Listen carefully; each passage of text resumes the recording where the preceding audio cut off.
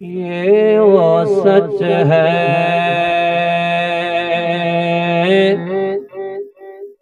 یہ وہ سچ ہے کہ جیسے کل جہاں مان گیا۔ یہ وہ سچ ہے کہ جیسے کل جہاں مان گیا۔ یہ وہ سچ ہے کہ جیسے کل جہاں مان گیا۔ در پہ آیا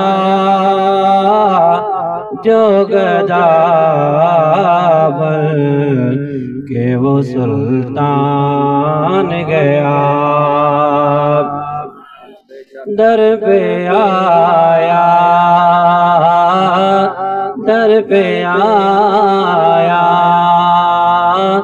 جو گدا بن کہ وہ سلطان گیا۔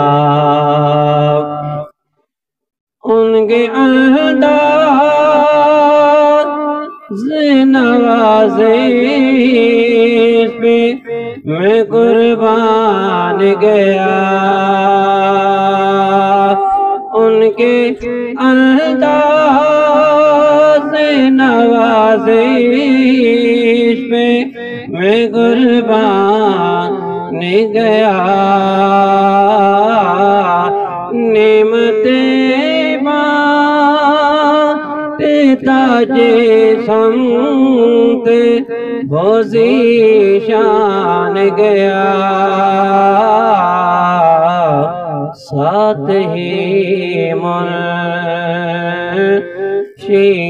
رحمت کا قلم دان گیا۔ ساتھ ہی منشی رحمت انہیں جانا، انہیں مانا، نہ رکھا غیر سے کام۔ آج کیا ہے آپ دیکھ سکتے ہیں، یہ جو فضا ابھی 8 تاریخ کو الیکشن ہے ہمارا، کیونکہ ہر بندے کو پتا ہے کہ کون حق پر ہے، کون حق پر نہیں ہے۔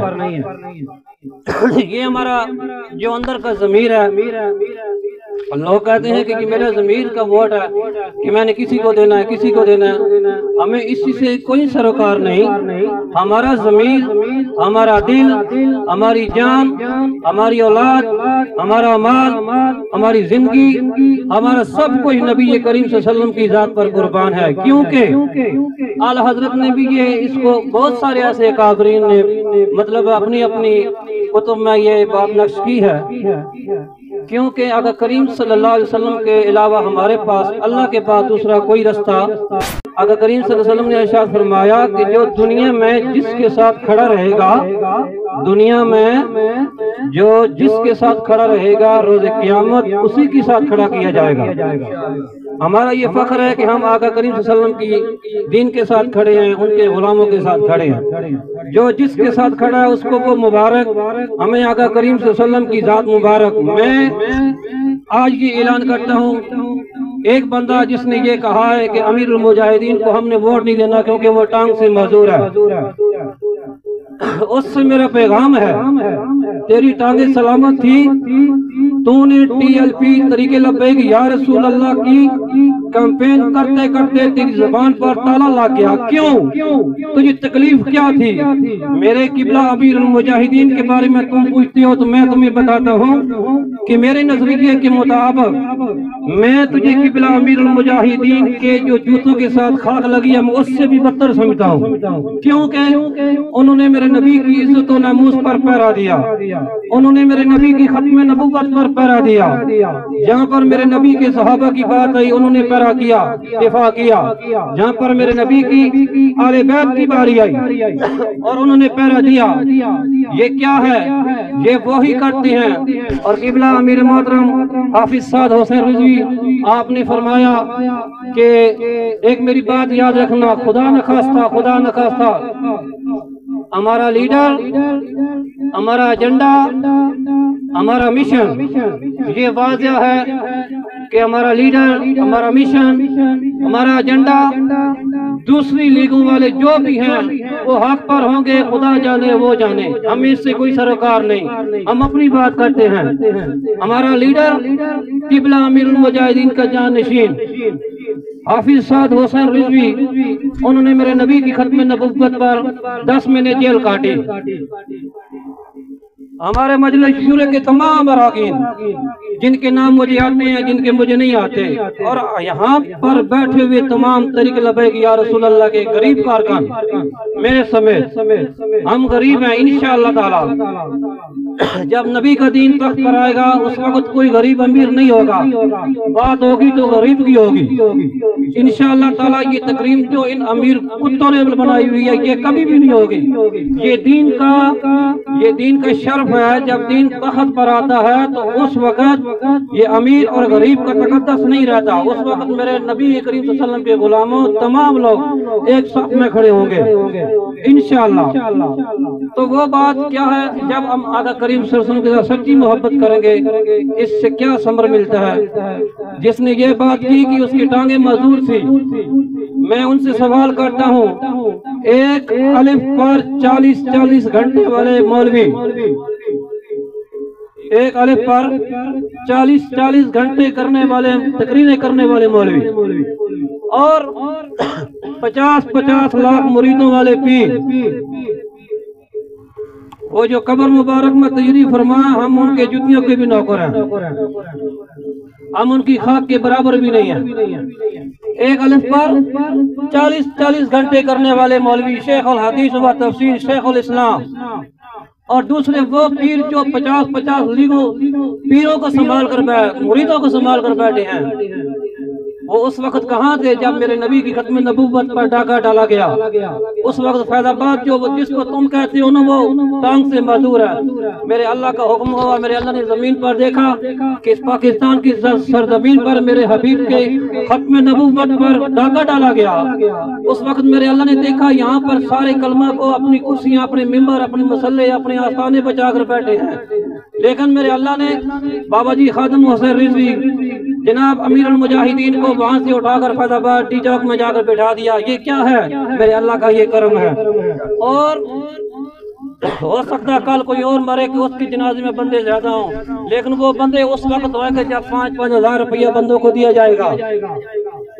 یہ 5 ہزار روپیہ دے کر بندے بلانا اور بات ہے، اور قبلہ امیر المجاہدین میں 3.25 کروڑ بندہ آنا یہ اور بات ہے۔ یہ کیا ہے؟ میرے نبی کی محبت ہے، اور جو بھی میرے نبی کے ساتھ عشق کرے گا، کیوں نہیں میں، کیوں نہ میں غریب سا ادنا سا انسان ہوں، اور میں کہتا ہوں کہ جو میرے نبی کا غلام، ادنا سا غلام، اس پیر سے افضل ہے جو میرے نبی کی ختم نبوت کے لیے باہر نہیں نکلی، اپنا آستانہ بچا کر بیٹھ رہا ہے۔ وہ مولوی، وہ پیر، وہ آستانے اور مدرسے اور ممبروں میں رات بچانے والے، اب ان کی عزت نہیں ہے۔ یہ غریب نواز، یہ سارے غریب ہم بیٹھے ہیں۔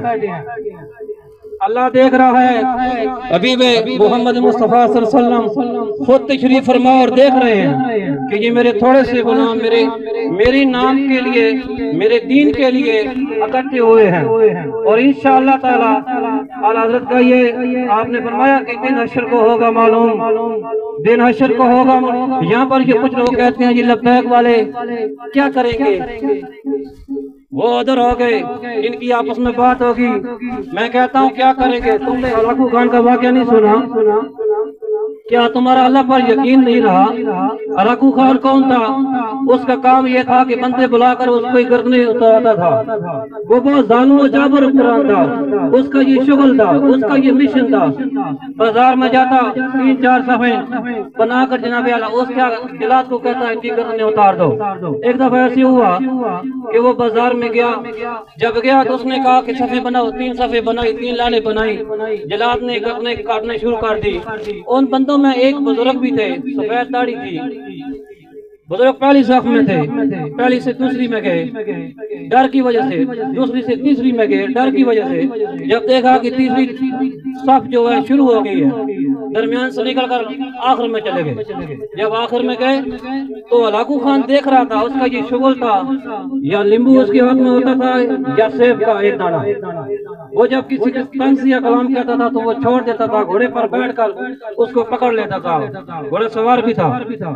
جب اس نے دیکھا کہ پیچھے بندہ کوئی نہیں ہے، جب اس بزرگ کے پاس گیا تو جلاد کو کہا 1 منٹ رک جاؤ۔ جلاد کو کہا 1 منٹ رک جاؤ۔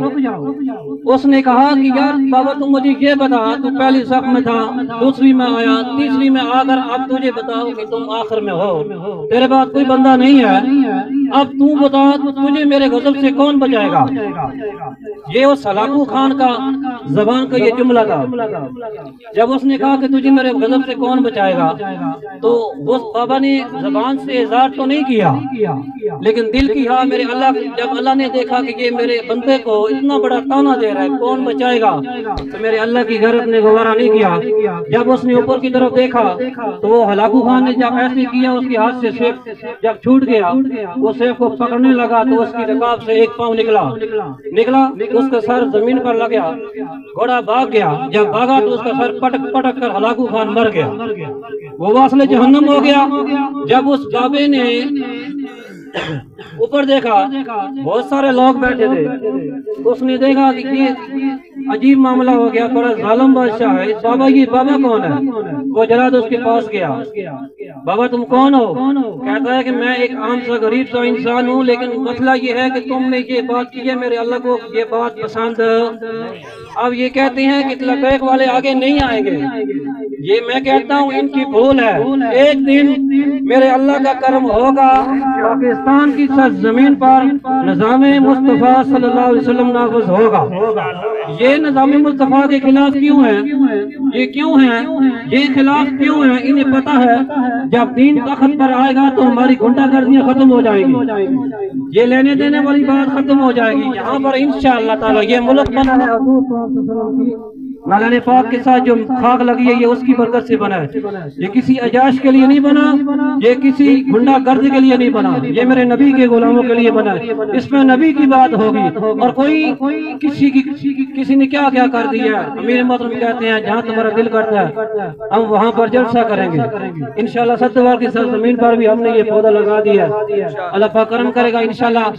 قاری صاحب سے پہلے آپ نے ایک ایسا نعرہ لگانا ہے کہ قبلہ امیر المجاہدین بھی دیکھ رہے ہیں، اور جناب سیدنا محمد مصطفیٰ صلی اللہ علیہ وآلہ وسلم اور حسین بھی دیکھ رہے ہیں کہ مشن حسین ہے، باطل کے خلاف مشن صحابہ، مشن آل بیت، یہ اولیاء کرام کا یہ مشن ہے۔ جب بھی الحمدللہ قبلہ امیر المجاہدین نے بھی حسین کی سنت کو زندہ کر کے پاکستان میں یہ لوگوں کو بتا دیا۔ حسین پاک بھی دیکھ رہے ہیں، میرے نبی کے صحابہ بھی دیکھ رہے ہیں، اور کالی کملی والے بھی دیکھ رہے ہیں، میرے اللہ بھی دیکھ رہا ہے۔ اس کو اپنے ہاتھوں کو ہوا میں بلند کر کے اس نعرے کے جواب دینا ہے، اس کے بعد قاری صاحب خطاب دیں گے، اس کے بعد ان کا خطاب ہوگا۔ یہ ان کی مرضی کتنا خطاب کرتے ہیں۔ تاجدار ختم نبوت، زور سے یہ نعرہ لگانا، اس پر میرے سے کسی کا کوئی اعتراض نہیں ہے تو پھر آواز دیں۔ تاجدار ختم نبوت، تاجدار ختم نبوت، تاجدار ختم نبوت، تاجدار ختم نبوت، آیا آیا آیا آیا آیا آیا آیا آیا۔ وہ پہلے نعرہ لگتا تھا آیا آیا شیر آیا، لیکن نہیں، قبلہ امیر المجاہدین نے ہمیں اس طرح میں سمجھا دیا کہ نا شیر نہیں آئے گی، بلی نہیں آئے گی، کوئی بھی نہیں آئے گا، آئے گا تو کون آئے گا؟ نبی کا دین آئے گا۔ آیا آیا آیا آیا من سب نبیًا